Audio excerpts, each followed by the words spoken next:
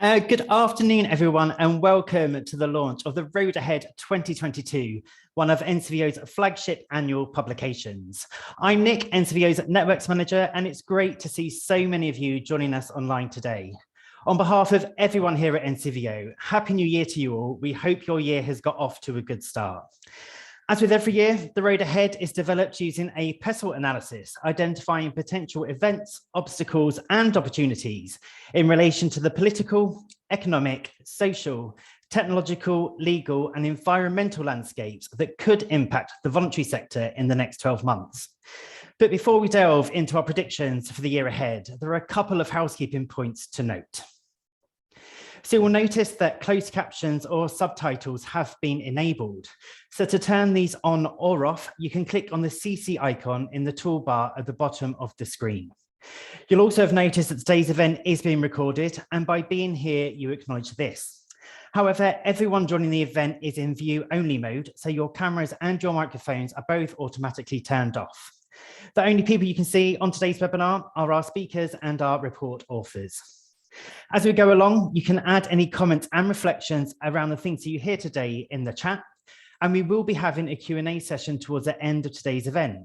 So if you have a question you'd like to submit, which can be answered by our speakers or our report authors, please submit these via the Q&A function by clicking on the Q&A icon in the toolbar at the bottom of the screen.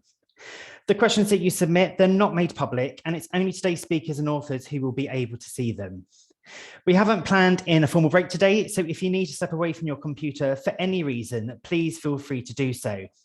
Furthermore, we're not expecting any alarms where we are, but do keep an ear out for them wherever you're joining us from. We'll be sending a follow-up email in the next day or two with a copy of the slide deck, along with the links to anything that we mentioned, so don't feel that you have to be furiously making notes. Finally, if you'll be tweeting about the things that you hear today, please use the hashtag RoadAhead and tag us NCVO in your tweet, and our Twitter handle is @NCVO. So to look at the next hour and a bit that we've got together, in just a moment, I'll be handing over to my colleague, Alex Farrow, who is NCVO's Head of Networking and and Influencing. Alex will provide an overview of the Road Ahead 2022, looking at each of the pestle drivers in turn, drawing out some of the cross-cutting themes that have emerged. We'll then be joined by two guest speakers who will share responses to a couple of these cross-cutting themes. So first up, we'll be joined by Pip Gardner, the Chief Executive of the Kite Trust, which is an organisation that supports the well-being and creativity of LGBTQ+ young people in Cambridgeshire, Peterborough and surrounding areas.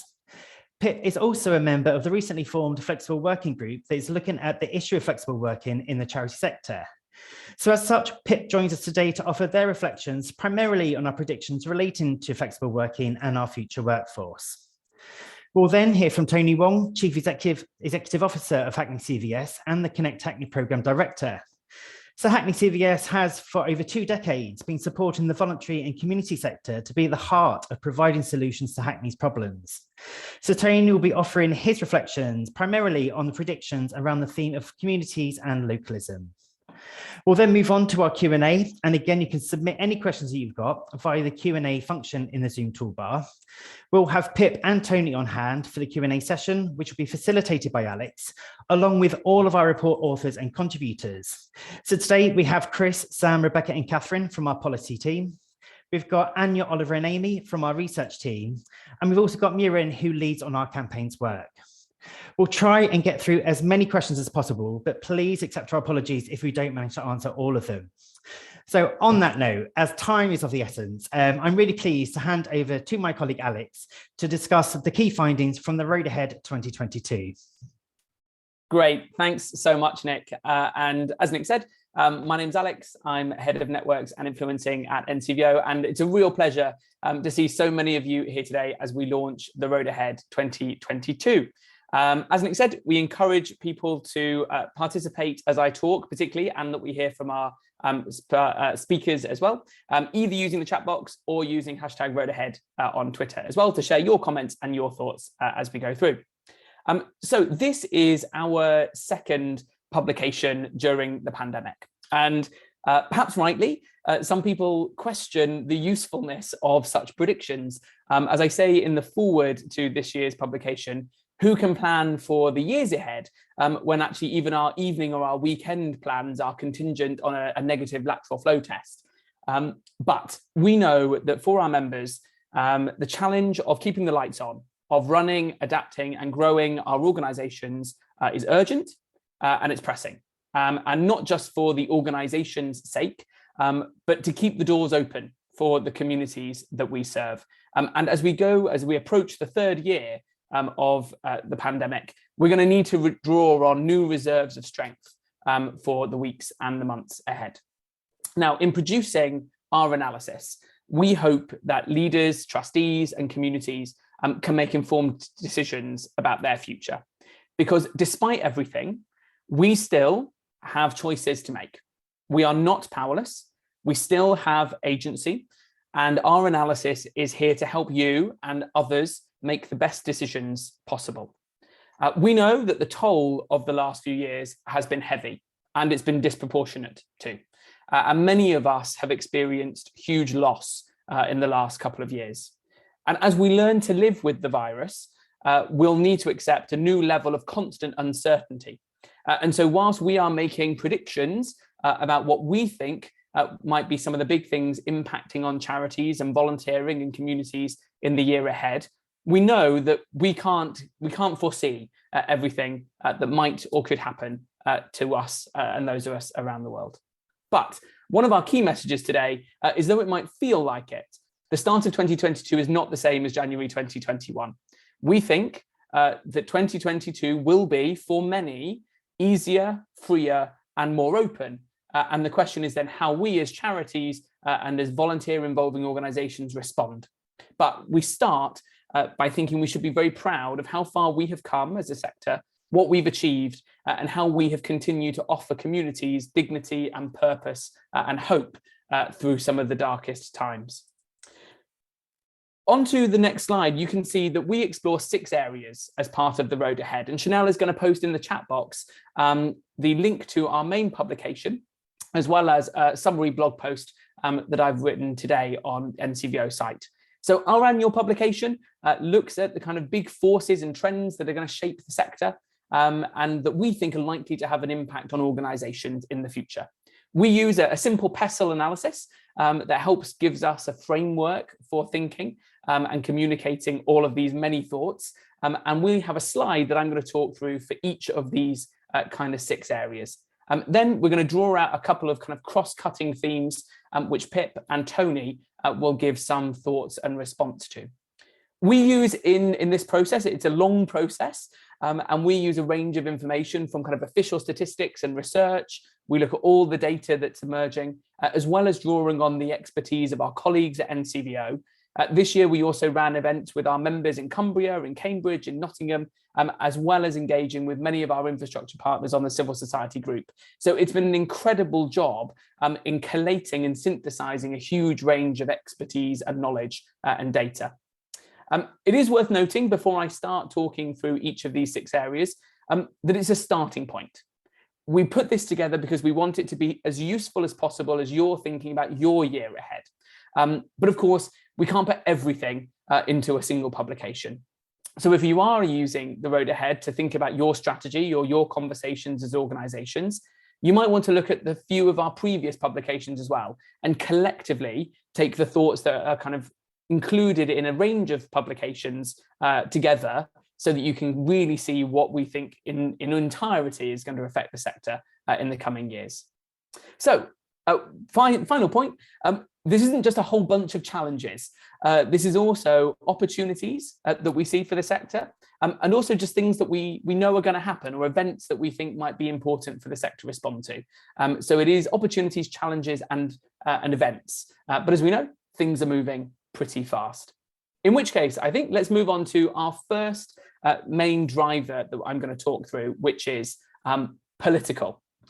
So this will sound slightly odd, what I'm about to say, given all the events circling around the Prime Minister at the moment. But we do think that we are now in a period of relative political stability, even despite the significant challenges of COVID, of Brexit, and currently of Christmas parties and parties that have happened before. And the reason why we think there is a difference here, and why we think there is a stability that wasn't present before, is because we're thinking particularly in terms of the cycle of elections. So even if the Prime Minister resigned, we don't foresee a repeat of snap elections like in 2017 and 2019. The next election is set for the 2nd of May 2024, though the repeal of the Fixed Term Parliament Act will make it easier for governments to call an election earlier. We think one is unlikely, at least before 2023, so next year. And so the stability is more about, we're not expecting disruptions to the usual cycle of elections, whatever might be happening with leaders of political parties. So charities should plan on that basis and start thinking about influencing activity that you want to do based on that cycle. So over the next kind of year or so, we'll start seeing political parties thinking about their manifestos and their policy agendas. And this is a great time to start thinking about what do you want in kind of party manifestos ahead of the next election. I should point out that you'll see on the slide here a whole number of kind of key things that we think are drivers, and that will be the same on every slide I'm going to talk through. I'm not going to talk through all of the points on each of the slides. I will just be pulling out a couple of the key things, and the full details are, of course, in the publication online. So the second one that I'm going to pull out from the political drivers is around the so-called culture wars. And culture wars are where issues of identity, values, and culture are used to divide the public for kind of political gain. And so few of the topics that actually are seen as part of the culture wars are new. The prominence of the term culture wars has risen, certainly last year, and we've seen charities on the front line, but actually not that much on the dividing line of many of these issues. But there have been questions about the positions, the actions, and the legitimacy of charities. Now, a couple of points that we're making here. First is the public is actually far more united than is often portrayed, especially on issues like racial justice, LGBTQ+ rights, and on refugees. But where divides do exist, charities often have a vital role in bridging that gap because they are trusted sources of information and insight and can often have really deep, meaningful conversations with communities. However, where people are in bad faith attempting to divide us, part of our role is naming what's happening, identifying who is gaining, and calling out the actions of those propagating a culture war here. We think charities can take some comfort in that the Charity Commission have reaffirmed the position that where charities do choose to engage, they should feel confident as long as they're focusing on their charitable objectives, considering the issues and the implications, and taking their members with them. The Charity Commission will be on the side of charities in this. So that takes us into the next driver on the economy. So the economy did better in 2021 than expected. Strong growth often means that there are more people doing more work, earning more money, paying more tax, and therefore there's more money available for the government to spend. And government spending this year is set to grow. And a lot of that money is going on long-term priorities, such as our transition to net zero, as well as into health and social care. But this isn't just about strong growth, meaning more tax money. They're also raising taxes as well. So taxes are set to rise to 36% of GDP, the highest level since the Second World War. And this particularly includes the new health and social care levy, which will be payable from April 2022. So this sits alongside other parts of the economy where prices are rising, and that means the rate of inflation is also going up.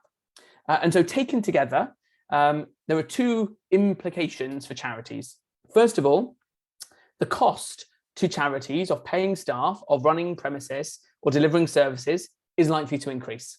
And that sits alongside changes in charitable giving, particularly fewer people giving to charity. But it also means, as I'm going to mention in a moment, around the cost of living, we might see more people needing the kind of services that charities are providing, particularly if people can't afford the basics for kind of living with dignity in their households. And that could then increase the pressures on charities as well. Another point here that I'm going to pick up is around local government finances. So we know that in the autumn budget last year, the UK government committed 4.8 billion in new funding to local authorities over the next few years. And it's also allowing local authorities to raise council tax by 2% and raise the social care levy by 1%. That it's more money that households will also need to cover, but it goes to fund vital services in local areas. However, even if local authorities choose to raise this, use this percentage increase, it will not be enough to cover the cost of services that were at the levels they were pre-pandemic. To do that, council tax would need to rise by about 8%. And so we might see an increase in local authorities cutting services, of which charities and voluntary organisations are key providers of. But it might also mean that we see more local authorities, declaring kind of bankruptcy, which is a very serious position for local government to be in. I'm going to move on now to the social drivers. We might want to come back in some of the questions or some of our discussion later about that cost of living. But I'm keen to make sure that we have enough time for the rest of the drivers as well. So in thinking about our social drivers, volunteering has been a major element of the pandemic. We've seen mutual aid groups, we've seen hundreds of thousands of people sign up to NHS responders and thousands of vaccinators and testers for COVID-19 as well. Weekly, if not daily, prime ministers, first ministers, leaders have talked about volunteering and the vital role that they play, not only in helping us through a pandemic and a crisis, but really how embedded they are in the way our society runs as a country. So what do we know? Well, some of the changes that we see about volunteering might be surprising, others perhaps slightly less so. So over the course of the pandemic, we've seen formal volunteering, kind of with formal organisations, fall, and informal volunteering kind of rising dramatically. And that dramatic rise is made up of people keeping in touch with someone who has difficulty getting about, a neighbour who might not be able to kind of get out and about to pick up shopping or prescriptions. It might be things like shopping, medicines, or helping people walk pets, for example, is another good one. So we've seen decline in organisational volunteering, increase in informal volunteering. And this will pose some opportunities, but some challenges for us as organisations. So the biggest decline in volunteering was seen in older people and disabled people, whereas a higher proportion of younger people were saying that they volunteered for the first time, perhaps when they were furloughed from their usual employment. So thinking about the future, how do we encourage those younger people to keep volunteering now that they might be back in paid work? But how do we support and encourage volunteers who may have been shielding or who may have stepped back from roles because of the concerns or anxiety about the pandemic to return, and perhaps not in the same role, but to re-engage with kind of organisations or their communities. We've got much more information on this in our Civil Society Almanac, and I really recommend taking a good look at that as well. Unsurprisingly, we've just spent collectively as a society 2 years walking around pretty much the same streets in the same cul-de-sacs wherever we live. And it's therefore perhaps unsurprising that our policy attention is focusing more on places than it might have had before. So the pandemic has kind of highlighted how focused and how central communities are to our lives. The government's levelling up agenda might be inspired by changing electoral geography, by red wall seats, by winning new seats that the Conservatives hadn't held before. But it can, and it should, galvanise kind of us to embrace this kind of localism, but for us also to use this as an opportunity to correct kind of inequalities that exist within our country, both in terms of place, as of different parts of the country that kind of have different levels of opportunity, but also between communities. And we think that if tackling inequality is the aim of levelling up, then charities and volunteers should be front and centre. Mostly because we know that 70% of our voluntary sector is made up of small local organisations, citizens coming together to change where they live for the better. What we have been pushing for is something that communities know. Communities understand that it is the places, the spaces and opportunities that exist in a community that bring people together, that spark ideas and foster pride in where we live. Roads and high-speed broadband and bridges are really important, and that's really important investment that the government can make. But alongside that, we do need investment in social infrastructure too. And we use the analogy of a house. So in the same way that our relationships turn a house into a home, so strong social fabric turns a set of buildings into a community. And without it, without that social infrastructure, the new road that the Levelling Up Fund will have paid for will only be seen as a route out, rather than one of a number of tools that the government can use to really kind of foster pride and create new opportunity for communities. Thinking now about the technological drivers. So again, responding to kind of trends, obviously within the pandemic, the shift to remote working has hugely increased in the last couple of years. And whilst initially lockdowns forced this as a necessity, it's obviously opened up huge opportunities potentially for the sector, but also for the future of work and the future of services. So we've seen that remote working can substantially reduce the cost of transport for organisations, reduce the need for expensive physical spaces, support our equity, diversity and inclusion goals by making life easier and kind of less expensive, particularly for disabled people or those with caring responsibilities. But this increase in remote working also creates some serious cyber security risks as well. So the usual kind of protections that workplaces have, kind of locating computers and servers in locked room, making sure there are kind of firewall protections, that we've got good antivirus software, that we kind of don't get stuck in some of the kind of usual ways that cyber criminals might disrupt our ways of working. Those don't all exist when we're at home. When we're using our home networks, these layers of protection are gone. So staff and volunteers may also be using their personal devices, and there might be a more relaxed sense of sharing data than really would exist if we were kind of back in our kind of usual office environments, perhaps, or in our usual environments where we might have those protections built in. So we know that cybersecurity and awareness and the protections are going to be really important as this trend is going to continue. We have a cyber resilience webinar with Zurich on the 16th of March, and I really encourage people to sign up for that as well. Obviously, as part of that, the digital skills element is really important. And kind of our research has shown, Charity Data Skills Report shows that over 2/3 of charities say that digital is a priority for their organisation. But 58% reported their board has low digital skills or there's room for improvement. We think this is probably an underestimate. And we make two points here.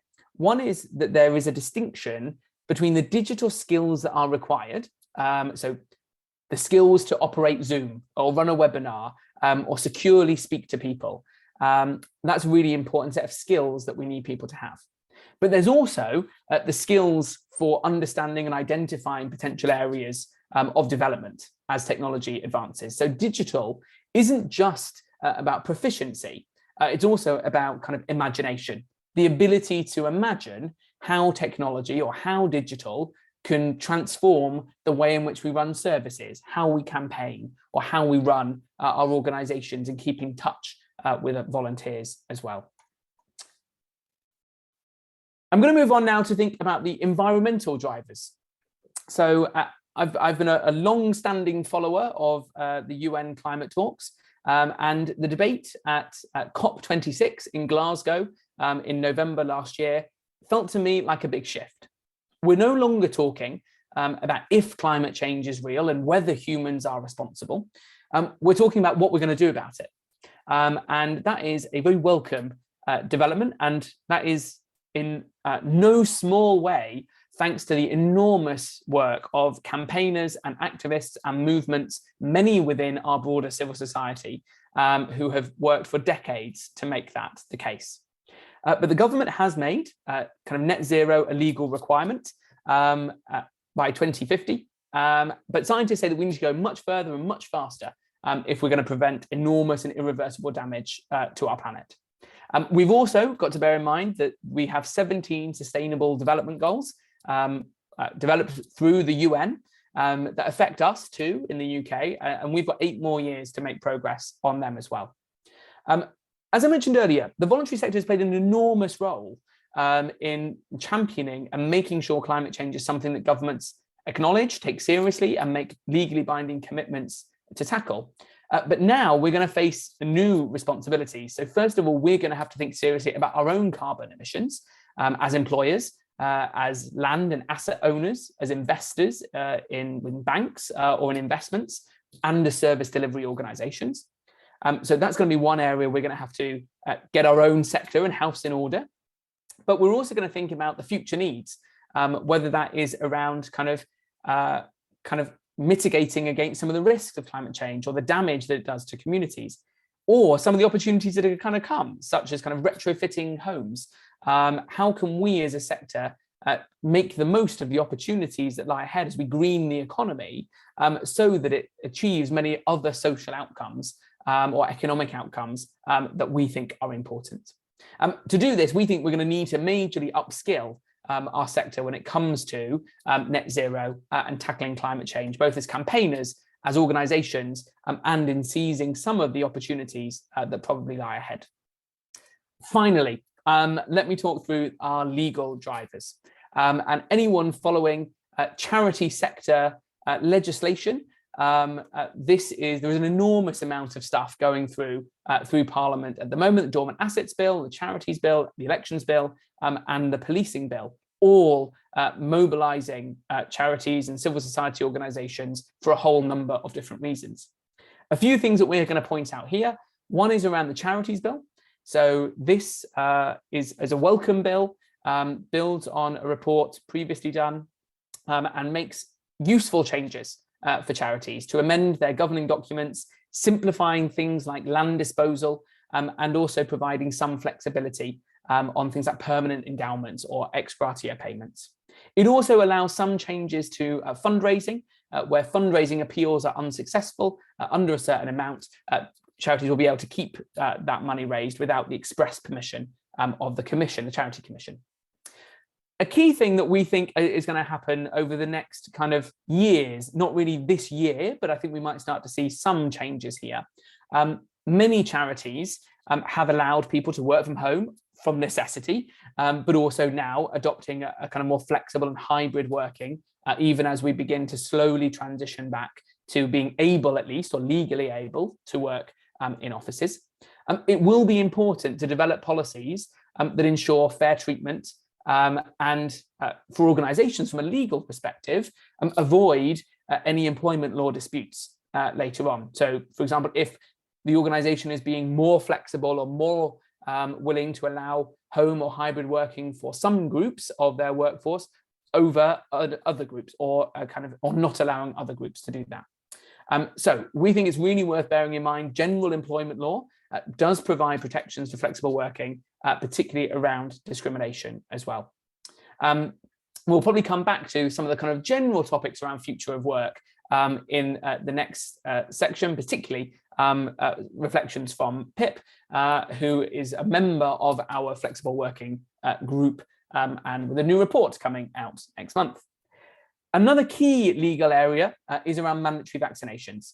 So the UK will make vaccination a condition of deployment for certain roles delivering CQC regulated activities. So this is particularly in the health and social care sector, including kind of care homes.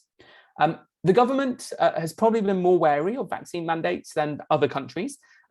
There's no sign that they're going to extend that legal need for vaccination beyond health and social care, but that could change. And even the government saying one thing now, we don't know what's ahead.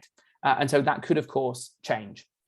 That is in some ways slightly easier because it's legislation from the UK government. A more difficult question would be if charities choose to make vaccination against COVID-19 a condition of employment. And whilst there might be a case for doing so to fulfill kind of our own health and safety obligations as employers, any requirement could be open to kind of quite extensive legal disputes and tribunals. So a really untested area of law that we might be, all kind of sectors might be grappling with in the years ahead.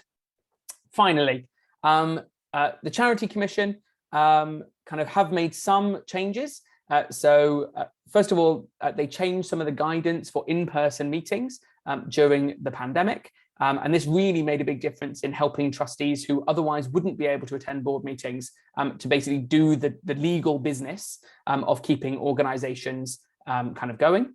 But as restrictions are removed, the Commission is setting out how charities may need to move back to face-to-face meetings, and previous exemptions for things like councils have not been extended. So we might see the kind of real change in that guidance and a need legally, unless articles of association allow for virtual meetings to take place, that might be what is required legally for organisations to hold things like AGMs.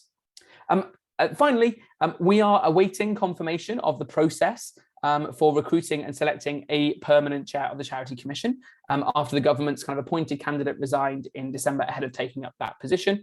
We are calling for that process to be fully rerun, but we know that no decision has yet been made about that process. So those are the 6 drivers that we have explored in the road ahead. And as you can see from the slides, there's a huge amount of stuff that I haven't even begun to cover. There's lots in the report to kind of get stuck into, and even then that is only a snapshot look at kind of what's really going to affect the sector over the months and years ahead. Throughout this, we have identified a number of cross-cutting themes, and the things that seem to crop up in all of the kind of chapters that we have written about are things about the future of work.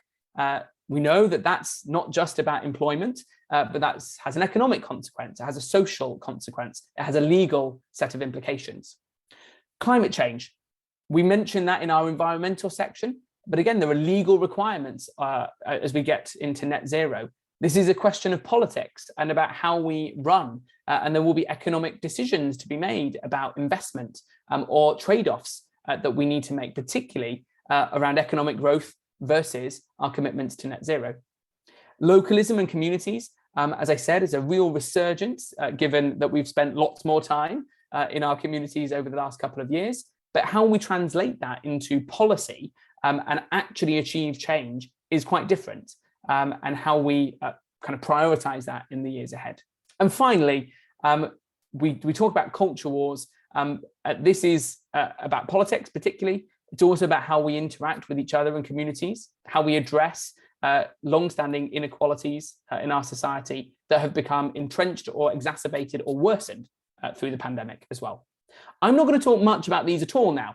In fact, I'm going to hand it over to our 2 speakers who are going to talk about some of the themes in those cross-cutting themes, and to share some of their reflections about some of the things that we've included in the road ahead, but from their particular perspective. And so although we've given them some guidance about some themes to pick up, obviously they might have some general reflections about some of the things that we have talked about kind of from their perspectives as organisations. So first up, I'm going to introduce Pip Gardner. As Nick said earlier, is the Chief Executive of the Kite Trust, and the Kite Trust support the wellbeing and creativity of LGBTQ people in Cambridgeshire, Peterborough, and the surrounding areas. Pip, as I mentioned, is also a member of our recently formed Flexible Working Group that is looking at the issue of flexible working in the sector. And so Pip joins us today to offer their reflections, particularly about the road ahead, things that we've talked about, but mostly or particularly focusing on flexible working and the future workforce. So Pip, over to you. Fabulous, cool. Sorry, I'm just bringing up my notes. I clicked on mute and then disappeared. I think when I was reading through the report and thinking about the year's gone as well as the year ahead. I think for me, the pandemic has really shone a light on interconnectedness of our actions and outcomes from the local and the individual right up to the global. And when we think about that in terms of the future of work, when we think about supporting the charity sector workforce right now and into the future, I think that needs us to prioritise flexible working and to be responsive employers of both staff and volunteers. So I think my thoughts around it, like at the local and individual level, I think there's recognition that rates of long COVID, rising mental health needs, amongst so many other health conditions, are really actually going to make access needs and caring responsibilities more common in our teams in 2022 and beyond. And we know that there are systemic inequalities that lead to worse health outcomes for people of colour, for folks with disabilities, for LGBTQ plus people generally, and for trans people specifically. And I was thinking about my personal experience, and that flexible working and cultures of trust built in an organisation around the workforce have really enabled me and enable people to better meet their health needs and their caring responsibilities alongside that paid or voluntary employment and work. And I know from my conversations with my team at the Kite Trust that in the process of recruitment quite recently, that they want flexible roles also so that they can be part of their communities and continue to be part of their communities through volunteering alongside their role in a charity.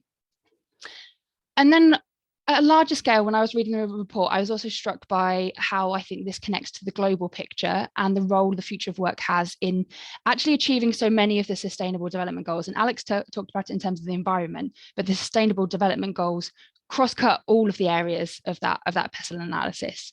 And there is definitely something around climate change and us being able to plan our team's activities around environmental impact and the services we deliver to really address climate change within our own charities. But it also speaks to gender equality, supporting women's employment in particular, and supporting their career progression, particularly through to decision-making roles. And I think it's interesting right now that we're also seeing how motherhood for MPs is being approached right now, and what that means in terms of having a caring responsibility alongside a decision-making role, and how those can work together. And it's somewhat our cultural norms that have been the challenge to that happening in the past. And also around decent work, which is another one of the SDGs. Right now, we're seeing youth unemployment and youth mental health both increasing concerns right now. And I think I've got a question about how does the charity sector create entry-level roles that can support and respond to young people's needs in this particular moment in 2022. And I use the word flexible working a lot so far in my response, but this isn't just about working from home. And actually enforcing the option of just working from home isn't actually flexible. What we really need to see in the workforce is attitudinal change towards flexibility. And that might be things like core hours, part-time contracts, annualized hours, job shares. There's so many different forms that flexible working can actually take. And from my personal experience, and I think this is shared across the sector, recruitment can be quite a challenge and quite difficult for a lot of organisations right now. And we really need good job design, and we need to be able to outline the possible flexibility in those roles from the recruitment stage to be able to attract good candidates to our teams.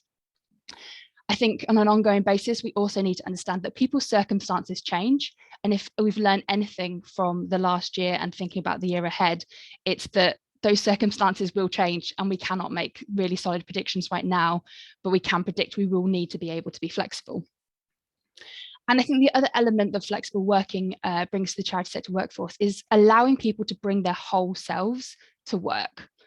And I think this particularly, that is such an element that I've spoken about previously around LGBTQ plus inclusion and the work that we do at the Kite Trust, but beyond those who work around protected characteristics, whole self is a response to the mental health needs across employees of any identity group. And right now, we're all going through a shared crisis and shared trauma together. And there isn't a way to avoid that. There isn't a way to mitigate that within teams.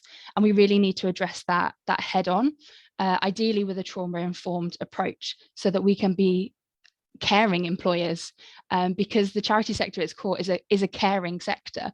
And if we can't do that for our own employees, then it's going to be a challenge to do that for our beneficiaries as well. I think my final reflection is around the charity sector. The voluntary sector is incredibly diverse in terms of the organisations that make it up. We have some shared frameworks in charity law, but we as organisations take many different forms and scales, but we are all impacting on those that we are set up to serve. And my hope for 2022 is that we can reflect and talk more about charities' roles across those scales in community building, and that we can talk more about the impact had through collaboration and knowledge sharing between organisations, and talk as much, if not more than, about previously we've talked a lot about our accountability to funders and the Charity Commission, but instead moving that focus to think about what is our accountability to our communities, both people and environments, and people who work for us, work with us, as well as our beneficiaries, and how do we make our accountability for the long term beyond 2022 really sit at where we are set up to serve, being those communities, those people and those environments, and not just the frameworks we operate within. Thanks.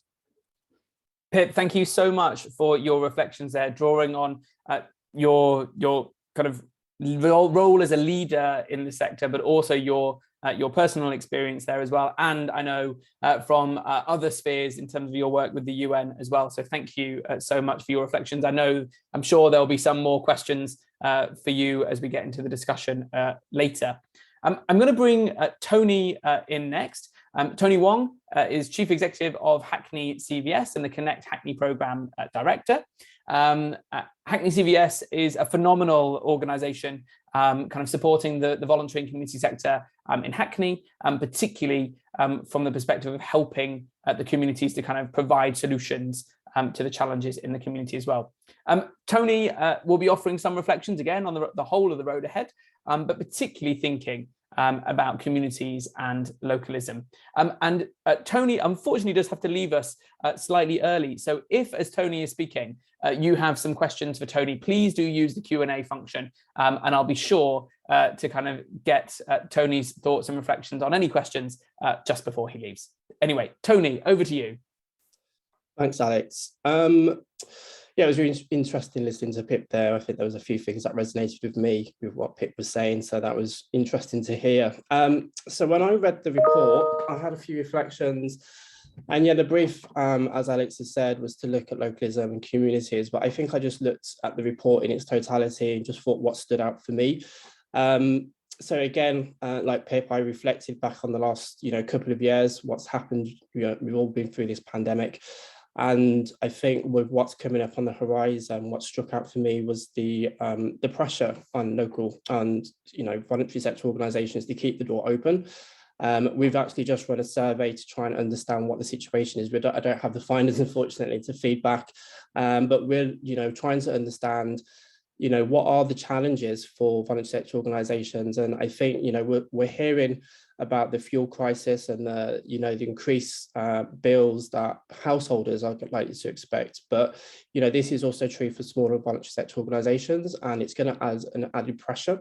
We already know that they've been struggling through reduced income, which is cited in the report in terms of changes to fundraising and donation habits, which was also actually really interesting to see how that has changed and how we are more cashless, and how we as a sector need to adapt our fundraising strategies to that. So yeah, I think for me, economically, just looking at some of the challenges and what that's going to mean for organisations having to reimagine how they fundraise, reimagine how they themselves keep the doors open, but in the backdrop of increasing demands. And as Pete was saying, mental health has been a massive issue. It was a massive issue before the pandemic, and the pandemic's only exacerbated that. And there's certain communities, as Pete referenced, that are disproportionately impacted by the inequalities, and mental health will be a factor for those individuals. So often the smaller organisations are the ones that are supporting those communities. And they're the ones, as an organisation such as ourselves, are really mindful of thinking of how can we support those organisations to survive this. Unfortunately, from the evidence we've seen, they have. I think that funders have been very good at making funding available to meet the immediate needs of the pandemic.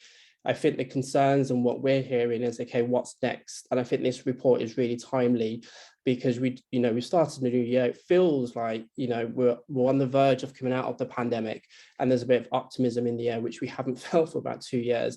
So it feels right to have this report land, and it was a really interesting read. I think when I looked at, some of the issues around inequalities, which touched on around different communities, whether that's Black and Asian minority communities been disproportionately affected by the pandemic, both in terms of economically, but also in health outcomes, disabled people, LGBT communities.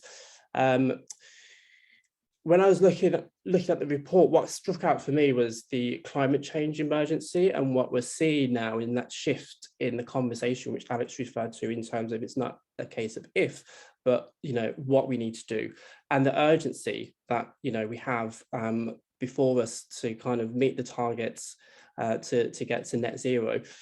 But when I was thinking about the voluntary sector, and agreed within the report in which it said that there's a role for the voluntary sector within this agenda, my concern was that the voluntary sector is going to be left behind, both in terms of being able to adapt its own, organisations are going to adapt their own services, but from organisations such as ourselves, as Hackney CBS, as an infrastructure body, in being able to support organisations to adapt to reduce their carbon footprint and support communities to engage in the issue.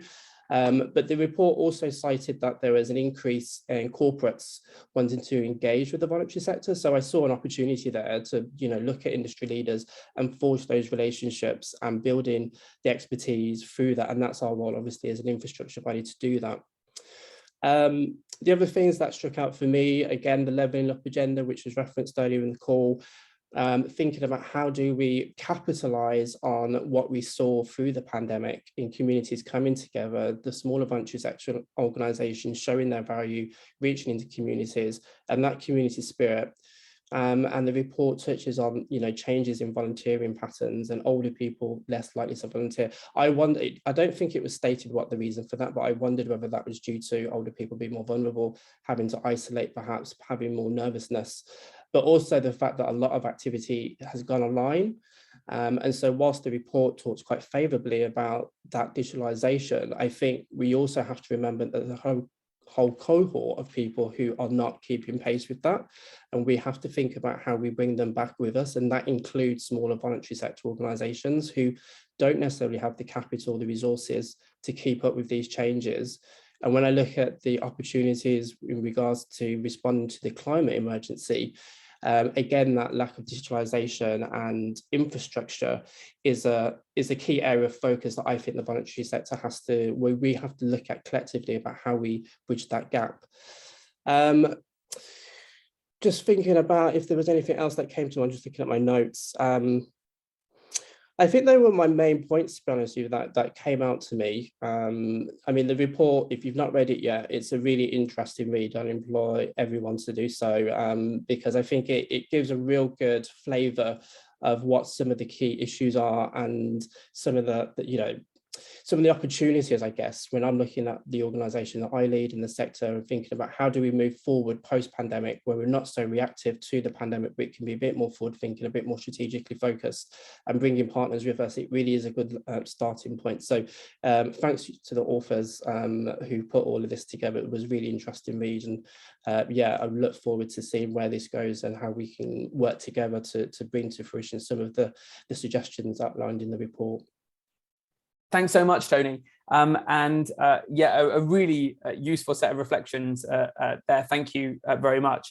Just a final thing, if people do have questions for Tony, put them in the Q&A now. We've got 7 minutes to get kind of Tony's reflections. So if you've got questions from what Tony said, please put them in the box.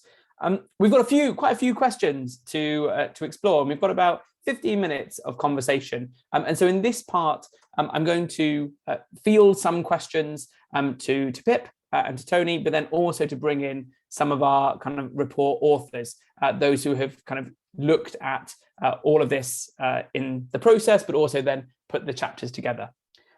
Pip, I'm going to start with a question for you. And you mentioned this in your reflections about the Sustainable Development Goals. And they could be almost a whole framework for the sector in themselves. How can the Sustainable Development Goals be a driver for change in the UK, both, I suppose, within the voluntary sector and how we work, but also as a tool or a framework for charities or for civil society to kind of promote change and foster change? Thanks. I think the Sustainable Development Goals, compared to their precursor, the Millennium Development Goals, went through quite extensive processes of consultation and involvement of stakeholders. So they are very comprehensive in the areas that they cover. There are 17 of them in total. And I think there's stuff in there that, regardless of what area your organization works in, there are specific global goals and targets that will speak to your work to some respect. And I think, for me, reflecting kind of on this question, is part of the UK is part of the world. And when we're talking about the climate emergency, the UK has a responsibility to take action, particularly around those climate goals, because if there isn't a world, there isn't a UK within that world either. And so I think, particularly around climate, the resonance can be felt quite strongly. Sometimes the language used in other targets can feel like it isn't applicable in the UK context as much. But I think that's a mindset for us that we need to get beyond, because it's thinking about how the principles of those goals apply to our social issues. And I have worked most extensively around gender equality. And there are so many countries in the world that are further advanced in terms of having gender equity in terms of those in decision-making power than the UK does. And I think culturally we have complacency, and it is our exceptionalism and complacency that makes us think that there could possibly be anything in these goals that don't speak to us as a framework, and that we don't need to address them. I would just encourage everybody to engage with the materials that are out there around what the Sustainable Development Goals mean. And I know there are several funders who have already adopted them as frameworks, and I think that is particularly an area as a catalyst of encouraging more engagement with them, is more funders thinking about how funding available can be tailored to these targets and goals that work at a global scale, so that we can ensure the future of our planet going forwards. Thanks so much, Pip. One of the things that I'm going to come to Tony next in the last 4 minutes that we have, Tony. One of the things that is so brilliant about the Sustainable Development Goals is their interconnectedness. And one of the things that we noted last year in the road ahead was particularly the interconnectedness of issues. So climate justice intrinsically linked to economic justice, linked to racial justice. And a question from the chat box here is, do you, Tony, share, I suppose, the view expressed by me and the report, in that the public is more united, perhaps more positive around issues of racial justice than perhaps, I guess, from what we have said, is more kind of than is peddled by those with a different agenda in the kind of culture wars. So reflections on that would be great. I think with all of issues such as racial inequality, racial injustice, there's so many different layers to it. And I think people are at different stages on their personal journey or organizational journey with racial issues.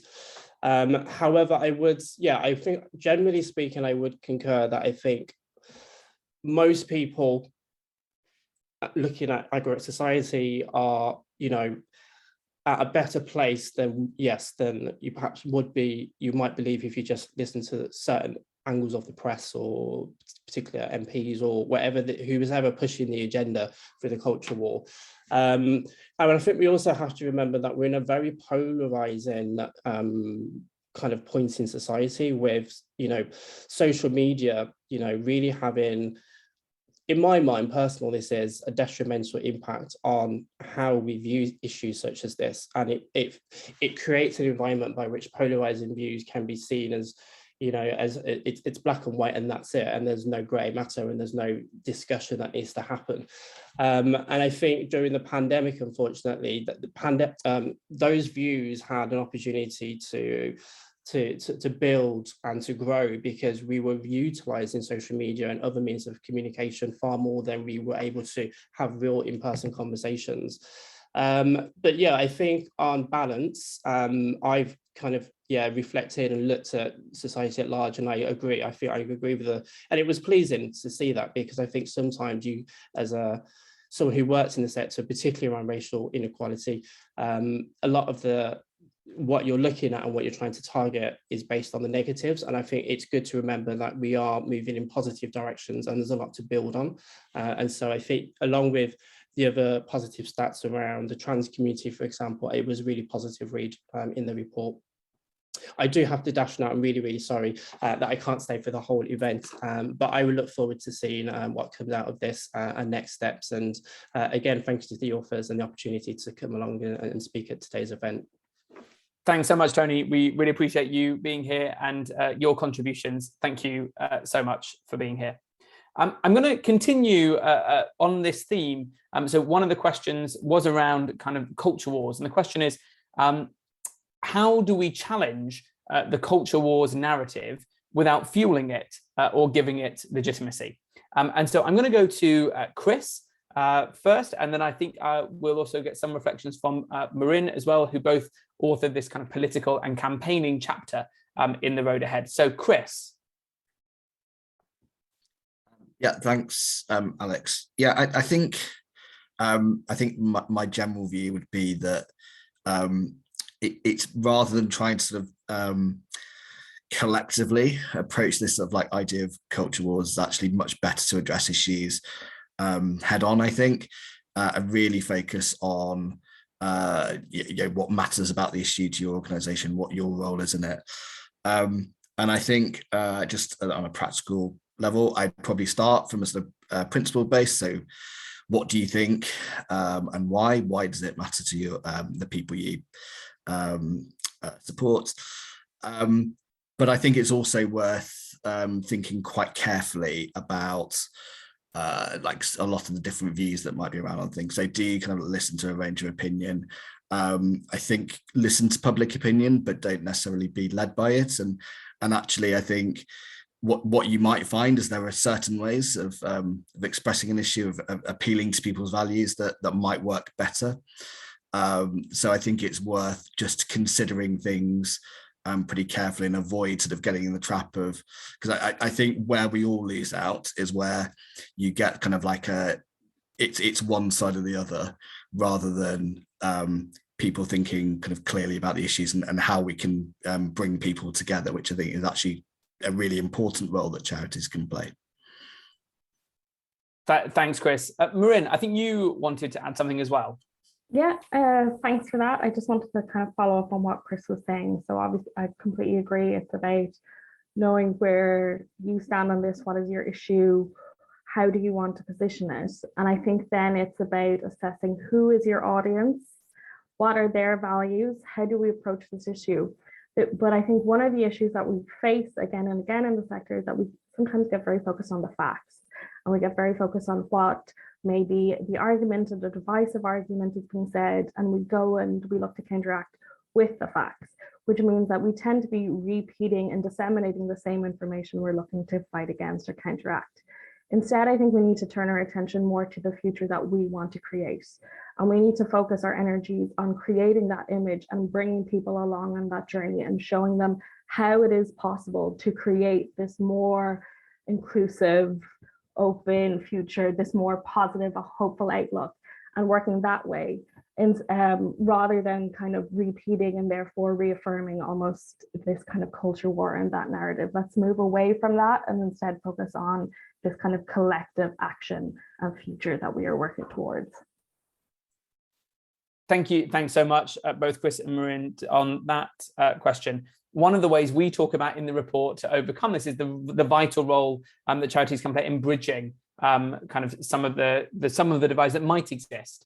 And often it's volunteers who can play a really key role as part of that, both as kind of activists, as campaigners, as people involved in political parties as well. One of the questions that we've got around volunteering, and I'm going to come to Catherine, who is our Senior Policy Officer with a big focus on volunteering. What are some of the barriers, Catherine, that people are facing when thinking about returning to volunteering and volunteer roles? So particularly in the report, we noticed the trends in older people or disabled people that are most likely to have stepped back. So were volunteering, but now are not kind of returning to those roles. Catherine, what can you tell us about some of those barriers? Thanks so much, Alex. I think there's some really great questions in there, and I think there are sort of longer term barriers and then specific barriers that we are seeing volunteers facing. So in terms of the longer term barriers, much of that is linked to kind of entrenched inequalities and discrimination. So Pip talked about a lot of these points in their comments earlier and some of the answers to the questions.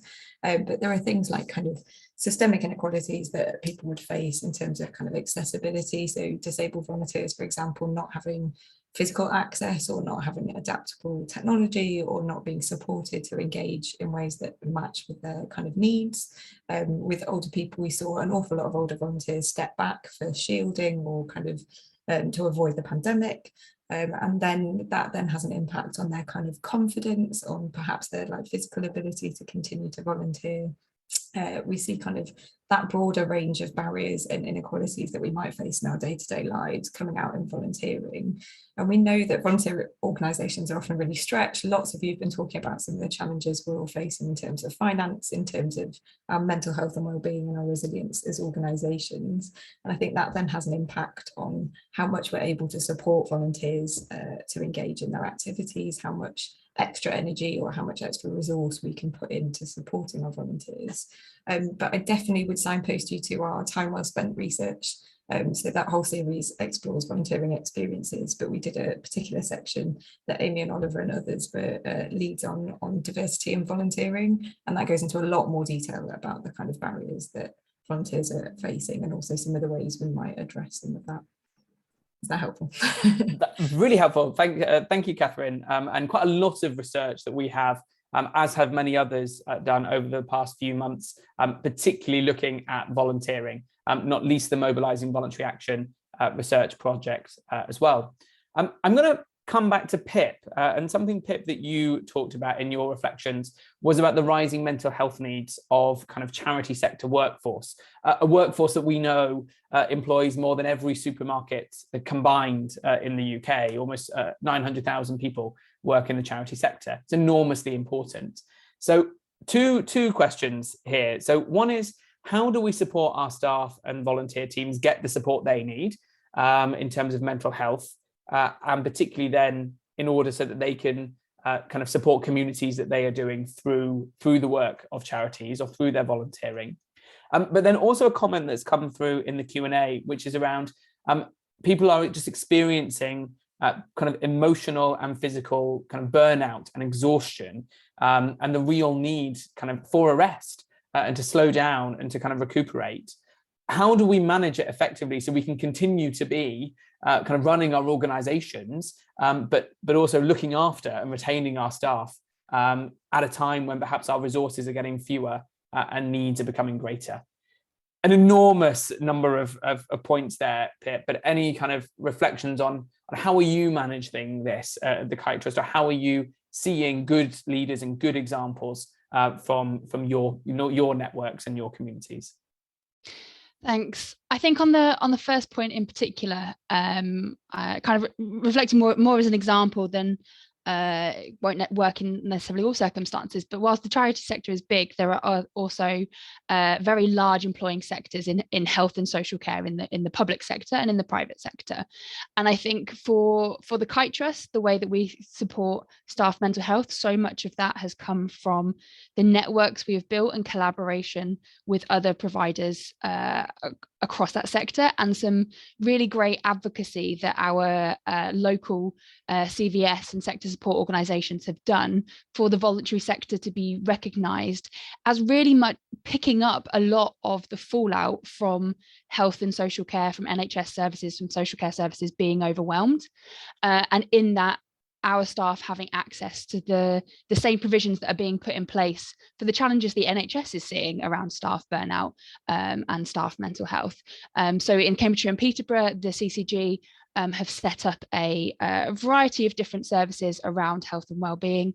And through that, as a charity, we were able to access vaccination through our staff as prioritised health and social care workers, and then to be able to access mental health support for them when they need it as well in light of the pandemic. And so I would definitely encourage people to make those connections and collaborations locally and see what local kind of health and social care is doing in your area in terms of extending those benefits beyond those to voluntary sector workers. In terms of the need for the arrest, I think it's somewhat of an impossible question because there are limited resources.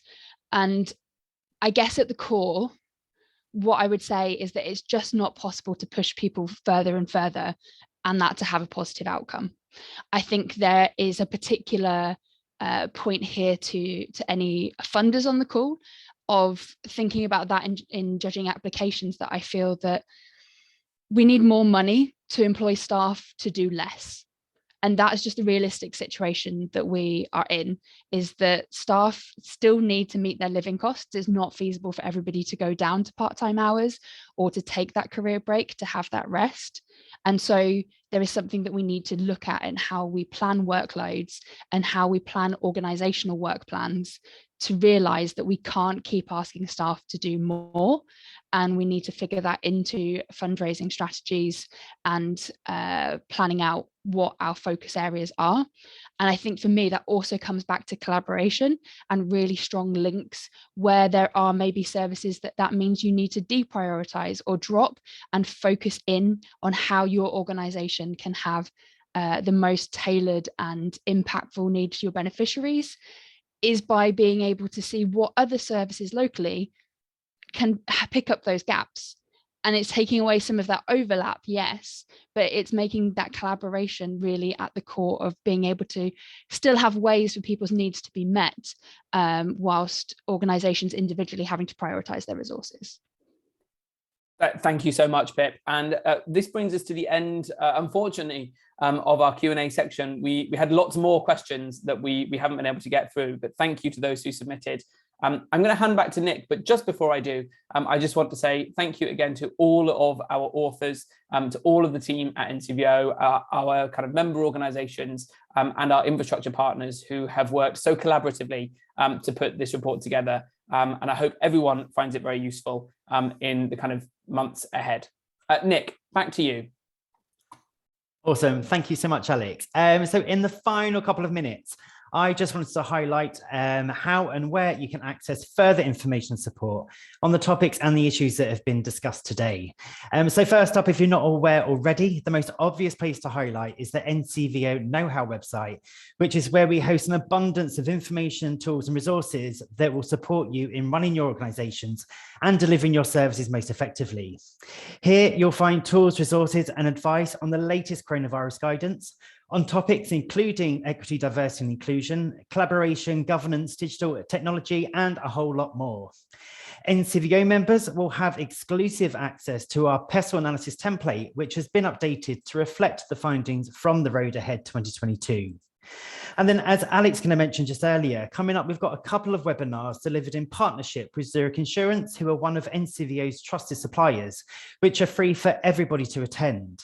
So tomorrow, we've got a webinar on business continuity planning, and then another one on the 16th of March, looking at cybersecurity and cyber resilience. I'm then pleased to say that we've got a few more Road Ahead events exclusive for NCVO members, where we'll be digging a little deeper into some of the cross-cutting themes that have emerged and we've touched on today. So on the 9th of March, we'll be focusing on climate change and the future of work. And on the 26th of April, we'll be digging deeper around the themes of communities and localism, EDI and culture wars. At both of these events, NCVO members will have the chance to hear from the Road Ahead report authors about the potential impact of these issues on the sector in the year ahead. You'll gain insight from guest speakers on the issues raised and how these challenges can be approached. and we'll have the opportunity to discuss and share experiences, concerns and solutions with peers from across the NCVO community. These member-only workshops are free and bookings are now open. So if you're not yet a member, you can find out more about how NCVO membership will benefit your organisation on the Join Us pages of the NCVO website. And so I think that's it. That concludes today's event around the launch of the Road Ahead 2022. The full publication and our blog to accompany it are now available via the NCVO website. In just a moment, my colleague Chanel will share a very short evaluation from the event. It will be posted into the chat, and it would be great if you could take a minute or two to share your feedback with us while the event is still fresh in your mind. As we've learned over the past 2 years of the pandemic, our best laid plans can, of course, change in a moment's notice. Only time will tell which of the issues raised in the road ahead will have the biggest impact on the voluntary sector this year. But no matter what hurdles come our way or what opportunities emerge over the course of the next 12 months, NCVO will be here to offer you the support and guidance that you need every step of the way. We exist to make life easier so that charities and volunteers can focus on making a difference. So before we sign off, on behalf of my colleagues at NCVO, I'd like to give a special thank you to Pip Gardner and Tony Wong for their time and insight today. And then a huge thank you to you for joining us. It's great to have had so many of you here for the launch of the Road Ahead 2022. I hope you found the last 75 minutes interesting and thought-provoking, and we very much look forward to meeting you again in the near future.